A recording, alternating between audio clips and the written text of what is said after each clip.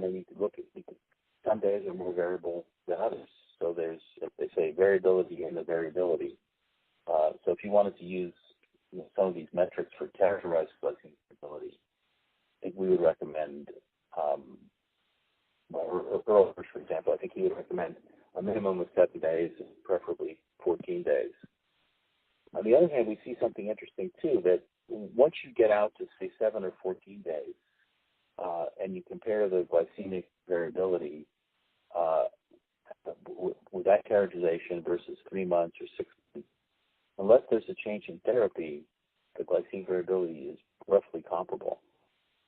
So once you get a good characterization for a given therapy, a given behavioral state of the patient, the glycemic variability tends to be relatively unchanged.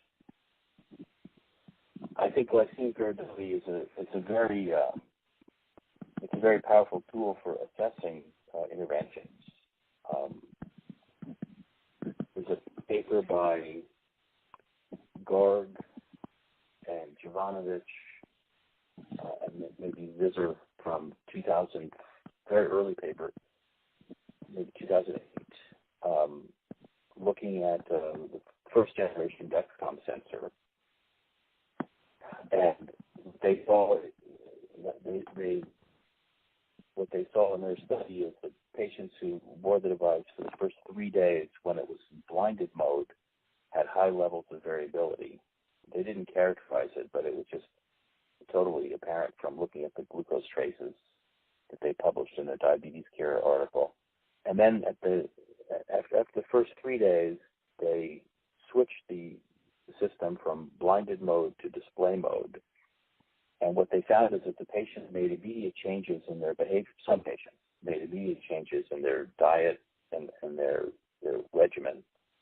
And the glycemic variability went down a little bit. It went down by about 20%. And then in a small subset of patients, even in the next by the next 3-day run, they could see dramatic differences in glycemic variability. The mean glucoses were pretty much unchanged, but the glycemic variability was dramatically changed.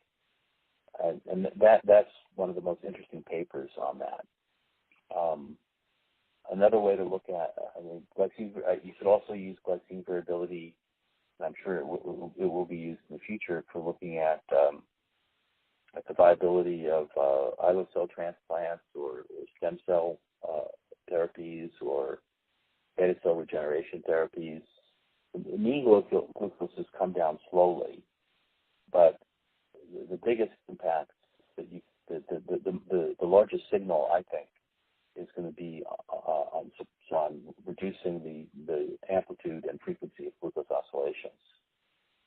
And I don't know what your therapy is, but another approach for some of the pharma interventions, I think glycemic variability would be a very good metric for that. And as I said, there are a couple of new metrics that Hirsch and Buckingham and some of their colleagues are about to publish. I believe one is already accepted for DTT, for Diabetes Technology and Therapeutics, and they come out as early as June, and there are a couple more that are under review from that group. Again, if that's helpful.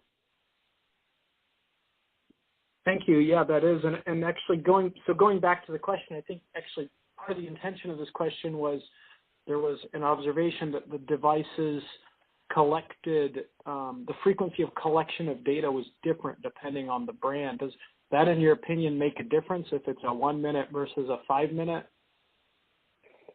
I don't think it makes a difference. I haven't had my hands on a Libre yet. I did have a fair amount of experience with the precursor product, the Abbott Navigator. That collected data once every minute and updated the display to the user. But at that time, which is some years ago, unless I'm mistaken, I think the data was stored in 5-minute increments. So we're looking. I don't know what the data record is for Libre. I think it's probably once every 5 minutes, and I think that's more than adequate.